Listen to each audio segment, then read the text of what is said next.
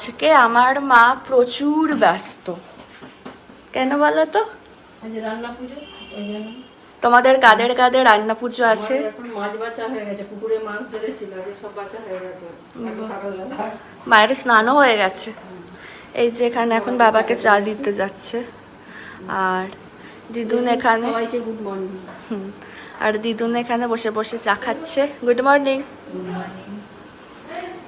এই যে বাবাকে এখন চা দিচ্ছে ডেকে ডেকে। কি বলছো? বাবার এটা নিয়ে 2 নাম্বার চা। বাবা সকাল ভোরবেলা চা খেয়ে মাছ আনতে গেছিল। বাহ, আবার এখন চা। গুড মর্নিং বাবা।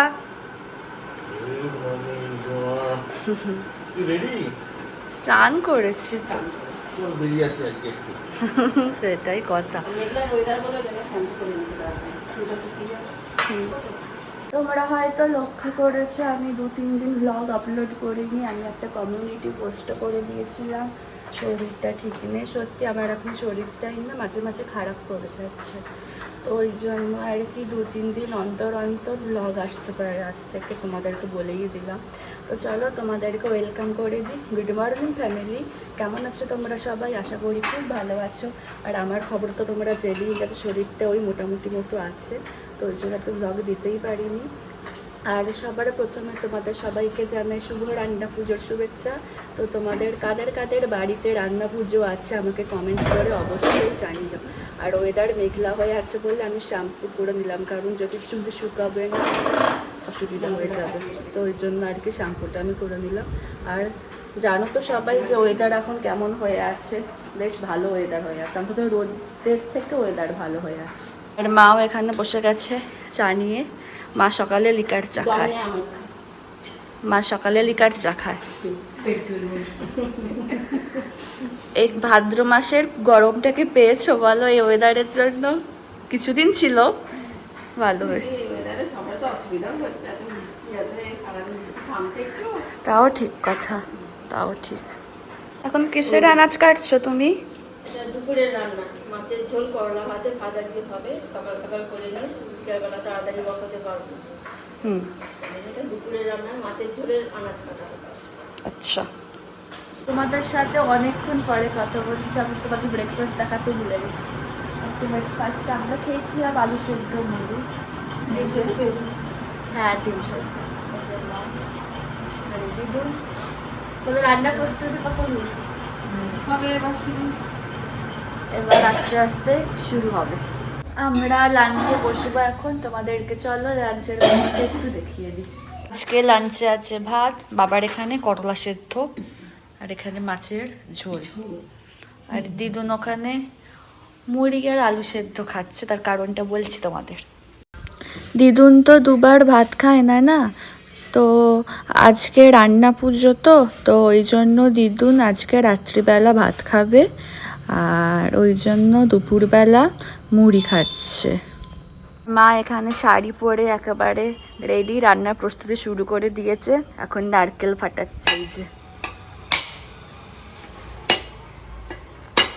অনেক জল বেরোচ্ছে তো গো, দেখি সামনেটা। ভালো আছে বলো? ভালো। বাবা খুব নারকেল ভাজা খেতে খুব ভালোবাসে। নারকেল ভাজা আর ডাল। বাবার রান্না করার জন্য ওয়েট করে তাকে মনে হয় নারকেল ভাজা খাবে বলে। মা এখানে নারকেলটা ফাটিয়ে নারকেল কাটছে। আমি একটু খেলাম, নারকেলটা মিষ্টি আছে। মিষ্টি আছে? দেখে হাত কেটো না। না। আর দিদুন এখানে কিছু বলবে? কুচি কুচি করে কাটবে দিদুন। আচ্ছা, দিদুন এখানে নারকেল নিয়ে বসে গেছে নারকেল কাটার জন্য। আর মা এখানে ভাজাভুজির জন্য সমস্ত কিছু আনাজপাতি কাটছে। পটল, কুমড়ো, বেগুন, আলু, করলা এসব কাটছে।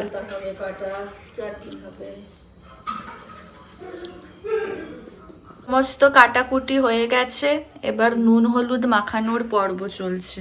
এই যে আলু ভাজা, পটল ভাজা, কাঁচকলা, পটল ভাজা বলছি, এখন সব কাটা হয়ে নি। এখন এখানে আছে আলু কুমড়ো কাটা, এখানে আছে পটল কাঁচকলা কাটা, করলা কাটা, বেগুন কাটা, আর এই যে চালতা, ওখানে মাছ, আর এই যে মাছ। দুধুন আবার ছুরি ছেড়ে দিয়ে বটি করে ধরেছে, দেখাচ্ছি। এই যে দিদুন ছুরি দিয়ে কাটছিল, আর ছুরি দিয়ে আর হচ্ছে না, ওর জন্য বটি ধরেছে এবার।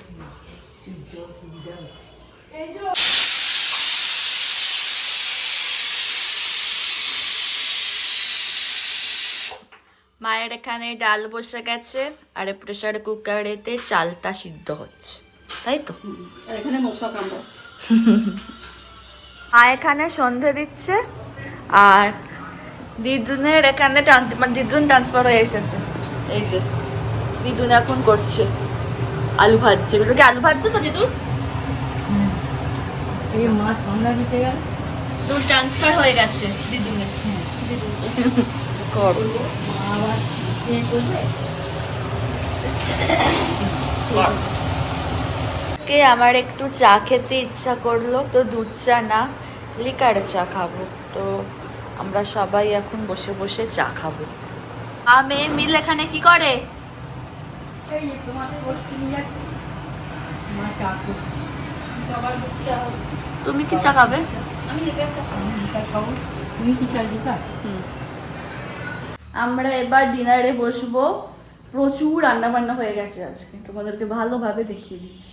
কি বলছো বলো? আমাদের আজকে রন্ধন উৎসব, কালকে আমাদের অরন্ধন, সারাদিন হাঁড়ি চলবে না, এই খেয়েই সারাদিন থাকবো। খেতে দারুণ লাগে কিন্তু। বাবার ফেভারিট নারকেল ভাজা।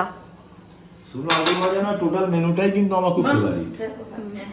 কি কি আছে তোমাদের দেখিয়ে দিই। এখানে আছে ভাত, করলা ভাজা, পটল ভাজা, আলু ভাজা, কাঁচকলা ভাজা, কুমড়ো ভাজা, বেগুন ভাজা, নারকেল ভাজা, তার সাথে আছে এখানে ডাল, মাছ ভাজা।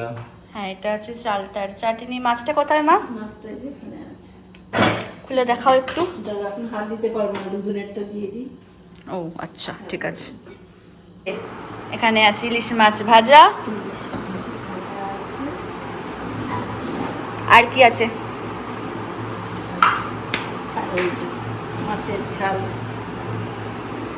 ও এই বৃষ্টির ওয়েদারে মায়ের কি সুন্দর শুকাতে দেওয়ার জায়গা করেছে একটা, পুরো এখান দিয়ে একটা দড়ি টাঙিয়ে তারপরে সব দিয়েছে। সত্যি এই বৃষ্টি টিষ্টি হলে না গন্ধ বেরোয় কেমন একটা, জামা কাপড়ে শুকায়ও না। বৃষ্টি হলেও অসুবিধা, না হলেও অসুবিধা, মানে যাতা। তো আমাদের খাওয়া দাওয়া পুরো শেষ হয়ে গেছে, বেশ ভালো সুন্দর খেলাম। আমি প্রায় এখানে বিয়ের পর এই প্রথম, আমি মনে হয় এখানে এই বন্দিপুরে রান্না পুজোতে আমি থাকলাম, এই প্রথম বিয়ের পর থেকে। তো তাহলে চলো আজকের ব্লগটা এখানে শেষ করছি। যদি আমার ভিডিওর কিছুটা হলেও তোমাদের ভালো লেগে থাকে, তাহলে অবশ্যই তোমরা আমার চ্যানেলটাকে সাবস্ক্রাইব করো, আর আমার ভিডিওগুলোকে লাইক, কমেন্ট আর শেয়ার করো। আর ডেসক্রিপশান বক্সে আমার ইনস্টাগ্রাম আর ফেসবুকের লিঙ্ক দেওয়া থাকলো, তোমরা ওখানে আমাকে ফলো করতে পারো।